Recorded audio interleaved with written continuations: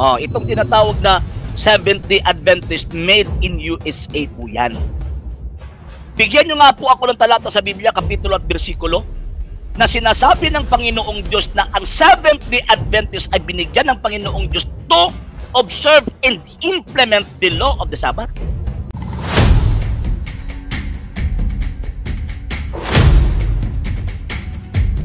Yon. Sige, proceed po tayo mga sir, ha? Para at least maano po natin yung tinatawag na mga argumento. So ano ang pagkakaiba ng Sabbath na nasa Biblia at saka Sabbath ng tinatawag ng mga SDA?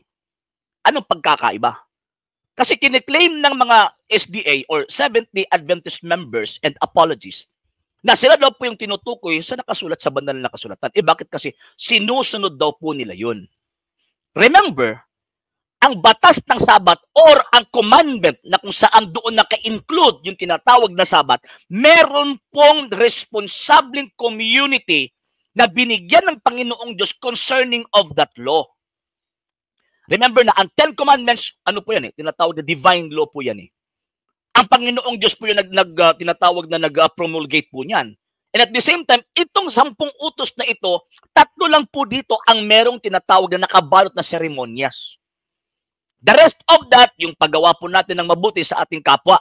Pero yung first three commandment, including po dyan, yung tinatawag na Sabat, meron pong nakabalot po dyan na seremonyas. Ngayon, kung babasahin po natin ang Book of Exodus, Book of Deuteronomy, and Book of Leviticus, yung tatlong utos na yan, binabalot po nila ng tinatawag na pamamaraan at seremonyas kung paano nila sambahin ang Panginoong Diyos. Ngayon, meron po ba silang authority to create itong tinatawag na to create of that ceremonies or mga tinatawag na mga seremonya? Yes! Bakit po? Kasi sila po yung binigyan ng Panginoong Diyos ng otoridad to implement that law, particularly the law of the Sabbath. Yon. So ngayon, sila po yung may authority. So kaya nga, kung babasahin po natin yung Book of Exodus, babasahin natin yung Book of Deuteronomy, babasahin po natin yung Book of Leviticus, meron po silang mga pamamaraan kung paano i-celebrate yung tinatawag na araw ng Sabat. Meron po. Ngayon, ang tanong, ano po yung relihiyon? Ano po yung relihiyon na inaaniban ng mga taong binigyan ng Panginoong Diyos to observe the Sabat? Ano po yung relihiyon po nila? Seventh-day Adventist? Hindi po. Ang relihiyon po nila ay Judaism. Relihiyon po yan na itinatag according to the World Almanac in Book of Facts, edition 1999. Relihiyon po yan na itinatag ni Abraham. Yon, Abraham. Yan. Ito kasing Seventh-day Adventist Church ay ano po yan tinatawag na tatag lang po ng mga Amerikano Diba? Founded lang po ng mga Amerikano. Made in USA po yan, Mr. Ake. Ha? Itong tinatawag na Seventh-day Adventist made in USA po yan. Tatag po yan ni Ellen G. White, Joseph Bates, at James White. Sabi ni inangkin po yan ni Pastor Bacalares, di ba? Okay, ngayon. So, meron po silang tinatawag ng mga ordinances. Bakit po? Kasi syempre sila po yung binigyan Bakit nakagawa yung Israel, yung Judaism ng ordinansa concerning of that Sabbath? Bakit po? Kasi sila po yung may authority to implement that law. Sila po yung may authority. For example, dito sa Pilipinas, sino po ba yung may authority na to implement the Philippine Constitution? Ay ang executive branch po natin sa Pilipinas. Then pagkatapos, ayun, kaya nga po nakagawa ang tinatawag na House of Representatives ng iba't ibang mga batas na nakahook dito sa Philippine Constitution. Bakit po? Kasi ang Pilipinas, yung merong authority to implement that law. Yun. So ngayon, same din po sa banal na kasulatan.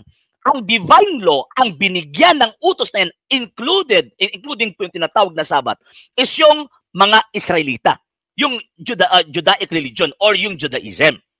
So, sila po yung binigyan. So, sila po yung mag-i-implement sa tinatawag na batas na yan or sa utos na yan. Ngayon, para mag-implement po nila ng tama, so kaya nga meron po silang tinatawag na mga ordinances.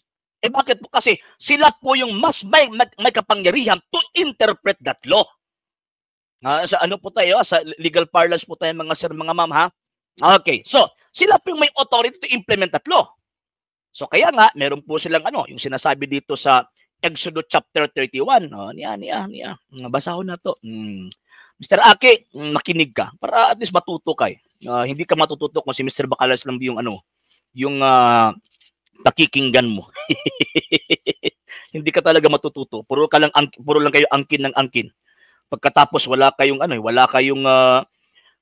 tinatawag na wala kayong natututunan sa banal na kasulatan. Ito.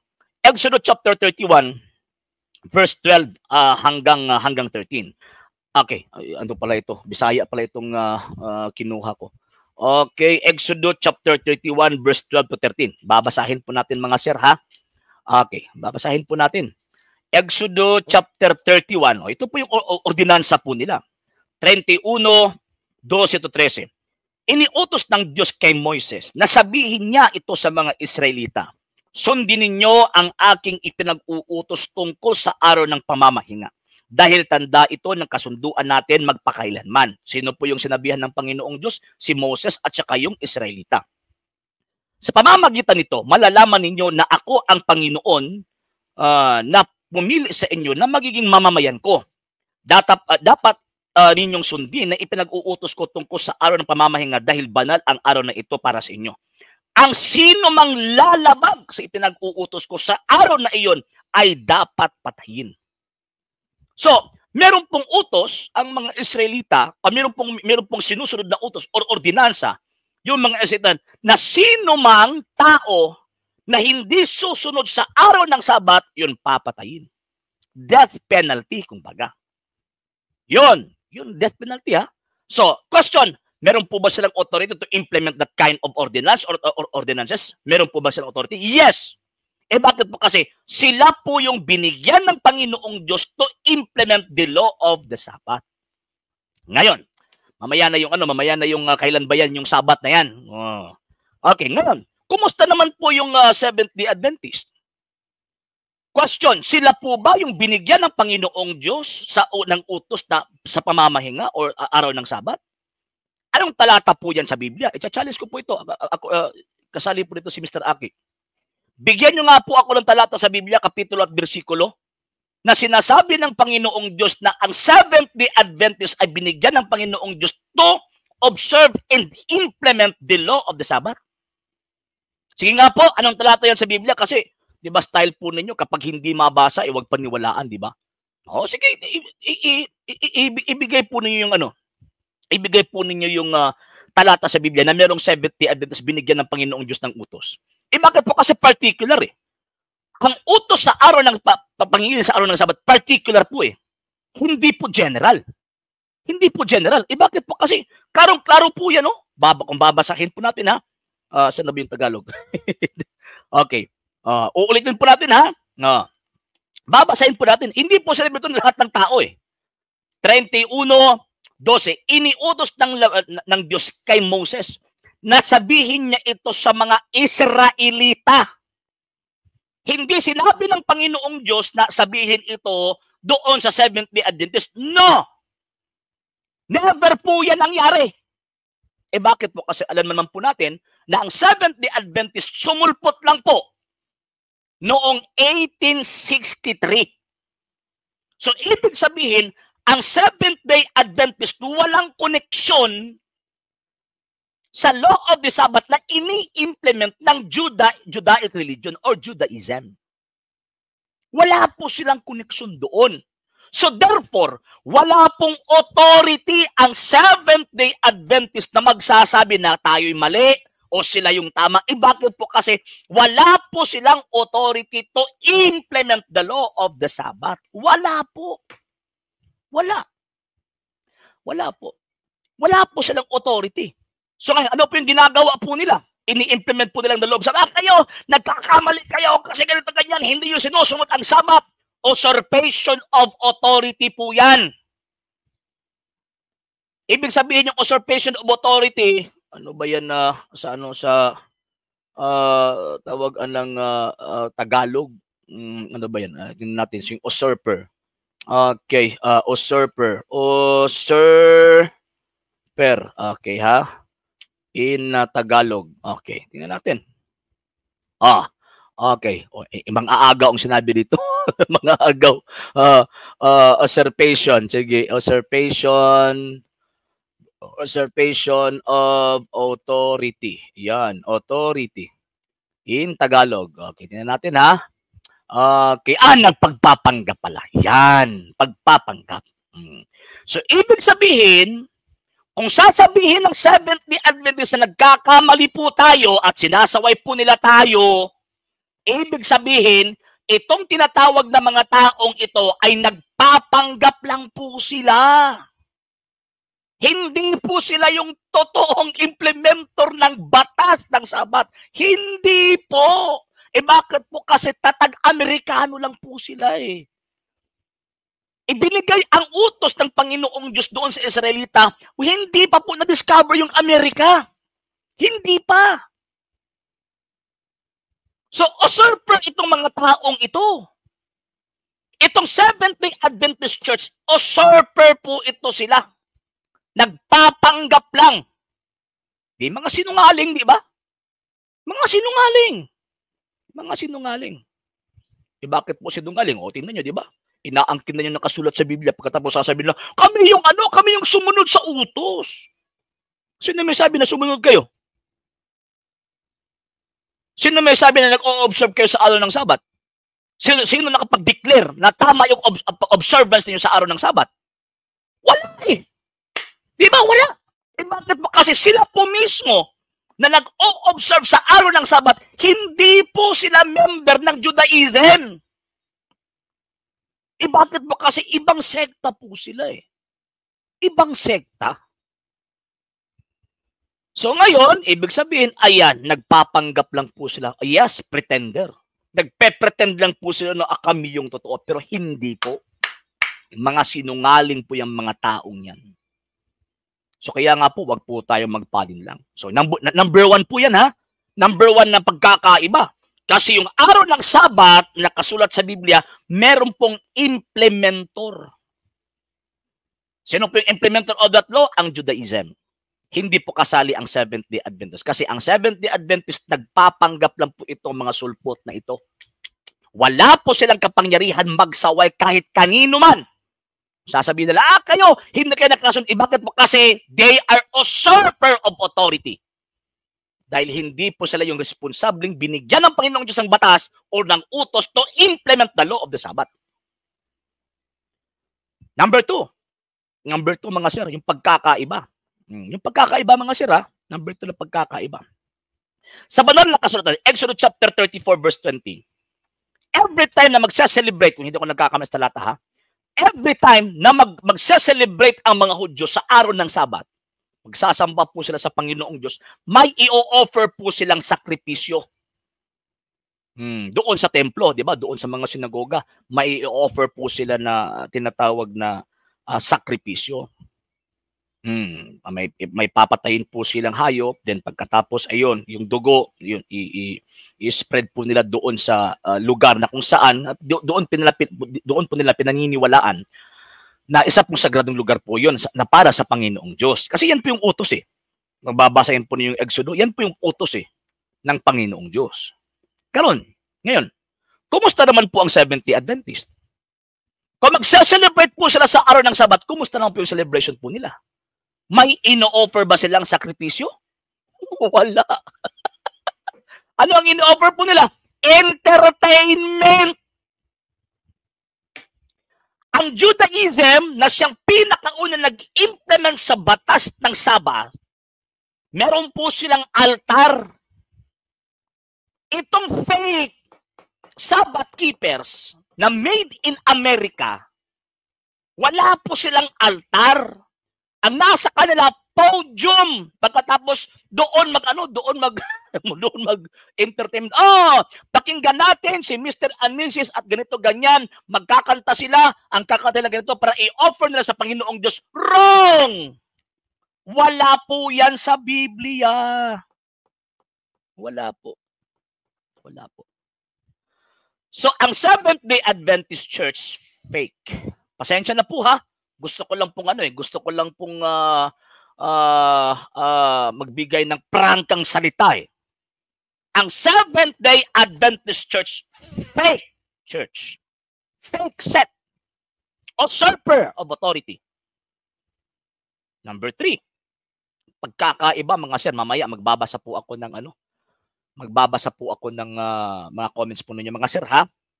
Number 3, yung pagkakaiba. Tandaan na po, 4 lang po yung ibibigay po natin. Number 3 yung pagkakaiba. Sa banal na kasulatan, sa araw ng Sabat, ang mag-a-administrate sa kanilang pagsamba, pari. Pari po. Dito, sa Seventh-day Adventist, pastoy. Pastoy! Yung ordination invalid. Bakit po? Kasi ang nag-ordain lang sa kanila, walang connection doon sa Judaismo. Walang connection sa Judaism. So yung mga pastor na nag-administrate sa kanilang araw ng Sabat, sa pagsasamba po nila, every Sabat daw po yung sinasabi po nila, mga fake po yan, mga sinungaling. Di ba? Pastoy. Bakit po pastoy? Kasi hindi naman totoo yung pastor eh. Pastoy. Bakit po? Kasi, ang totoo po kasi, ang mag-a-administer sa araw po ng Sabat, ordinado. Kaya nga po, kung babasahin po natin yung Exodus chapter 20, ano ba ito? 29 verse 8. Sabi ng banal na kasulatan, dapat ordinahan mo si Aaron para siya at ang kanyang mga anak sa ganitong paraan. So meron tinatawag na ordination. At yung ordination sa Old Testament, every ano po sa mga pari. Kasi meron po silang 12 ano ba ito? Hindi po kinds or kung sa balaray ba kung baga. Yan. Ng mga kaparian po noon sa panahon ng mga Hudyo. Itong Seventh-day Adventist, saan po sila nakakonect? Yung mga pastoy po nila, saan po nakakonect? Sa clown? Hindi po. Wala. Kaya nga po, sinasabi ko, itong pagsamba ng Seventh-day Adventist, every Sabat na pong sinasabi po nila, they are all fakes. Yung mga ministro po nila, mga fake po yan eh. Wala pong ordinasyon na natanggap po yan. Yung mga taong yan. Wala pong ordinasyon. Sabi na, di ba, inordinahan kami na bilang pastoy, sino nag-ordain? Sabihin nila, for example, itong mga pastoy ngayon, yung ordination po nila, ang connection po nila, hihinto po yan doon kay Ellen G. White.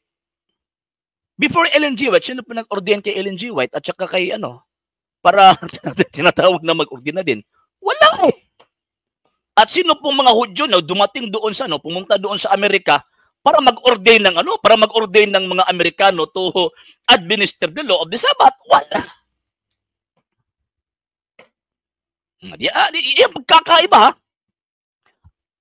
Another point sa third point natin. Sa Old Testament, kung makikita po natin, babasahin po natin, yung mag-a-administrate ng tinatawag na pagsamba sa araw po ng Sabat, mga sir, mga ma'am, nakasutana po eh. At ang Panginoong Diyos po mismo nagsabi na ganito ang gawain yung sutana.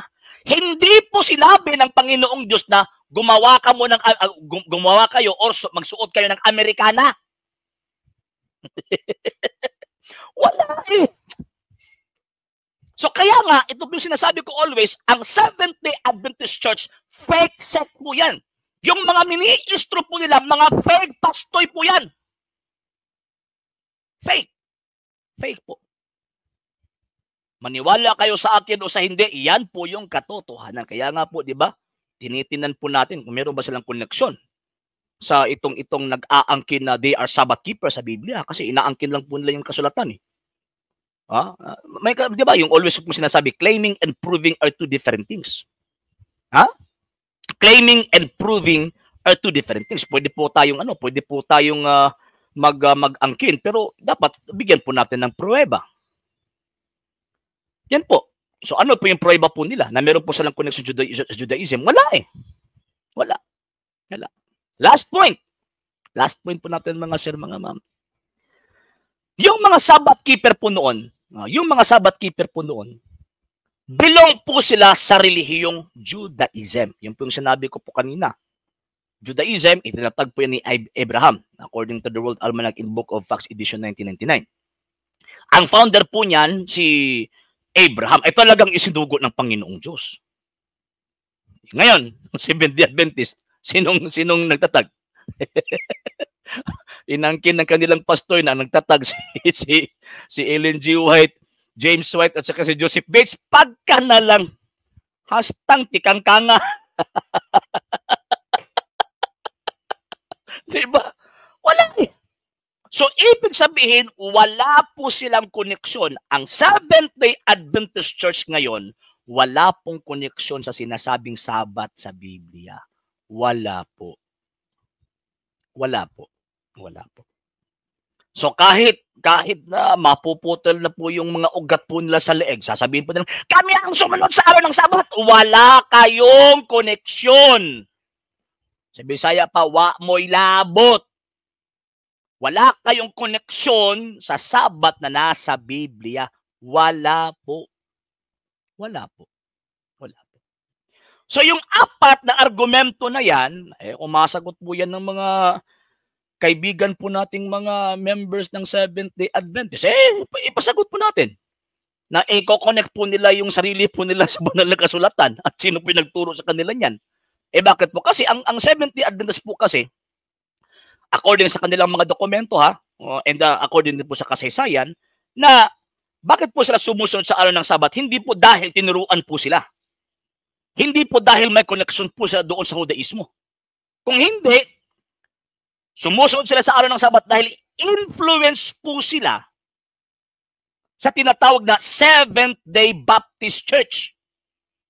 Influence po sila, and ang history mismo nagsasabi niyan na si Joseph Bates na siyang pinakaunang nag-promote ng Sabbath keeping doon sa tinatawag na grupo nila ni Ellen G. White at saka ni James White, J.N. Andrews. Siya po yung nag-promote po niyan at tinanggap ni Ellen G. White at yung asawa niya yung tinatawag na araw ng Sabat. Susundin daw po nila. At yun, doon po nila kinuha yung pangalan na Seventh-day Adventist Church.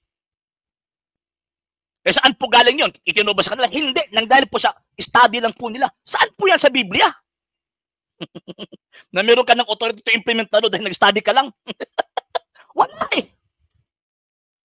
So itong Seventh-day Adventist, they are usurpers of authority. Nagpapanggap lang po itong mga taong ito. So wala po silang koneksyon sa araw ng Sabat sa nakasulat sa banal na kasulatan. Yon. Ibang point po, mga sir, mga ma'am.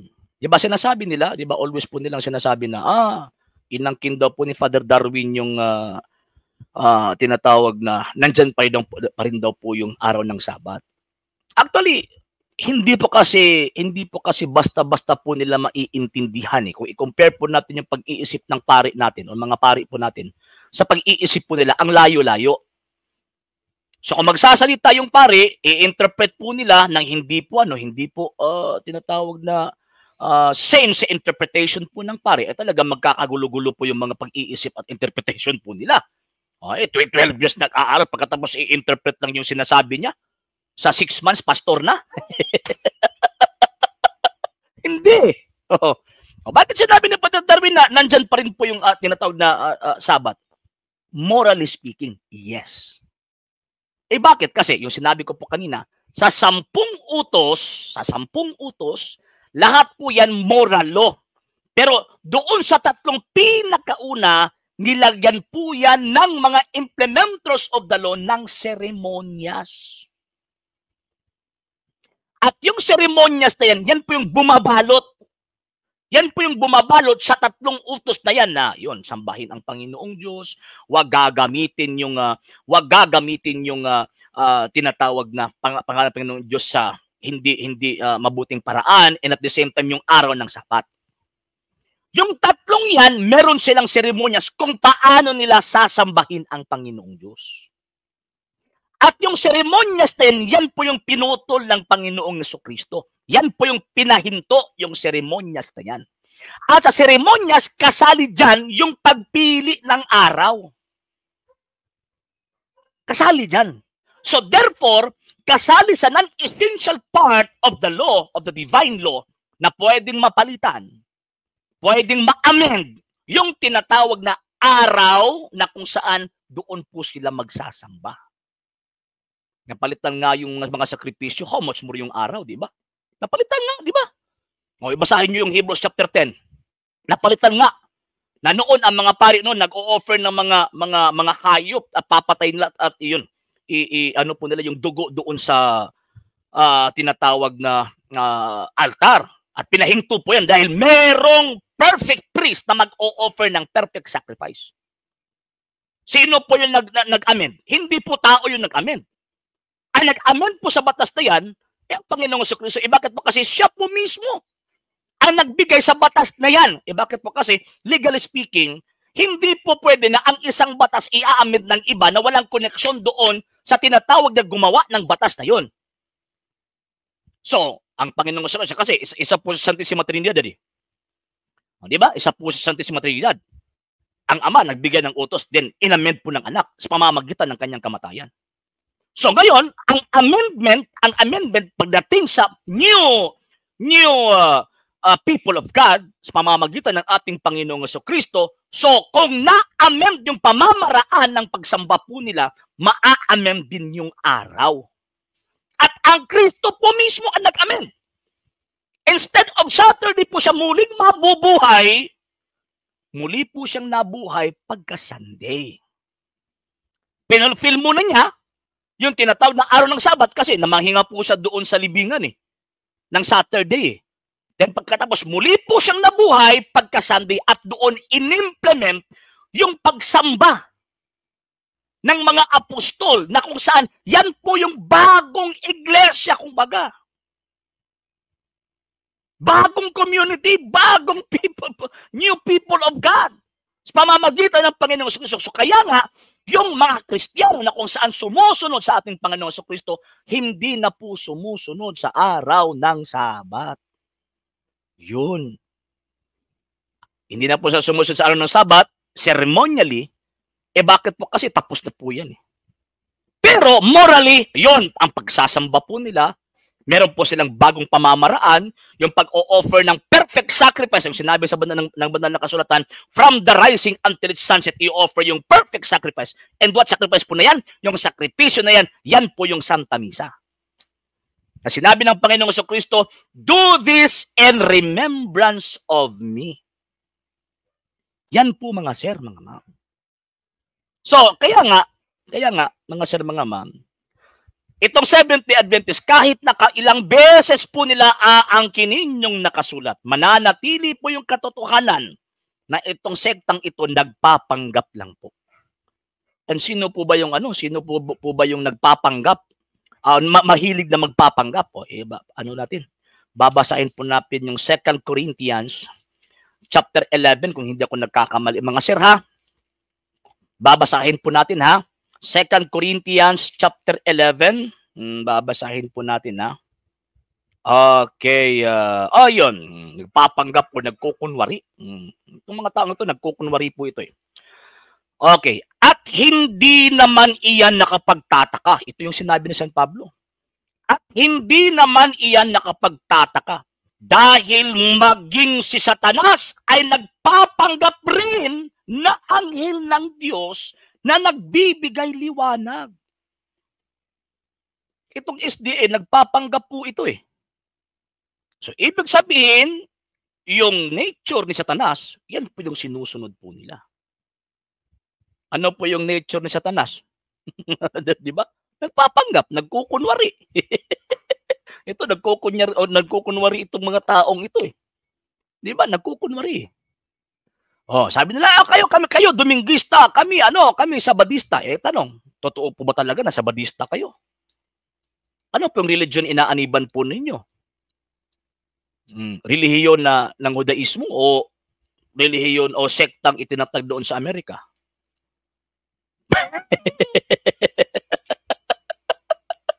Di ba? Oh, yun. Kung sa Amerika na, ay, yun, nagkukunwari lang yan. Mga peke po yan sila lahat. Mga peke.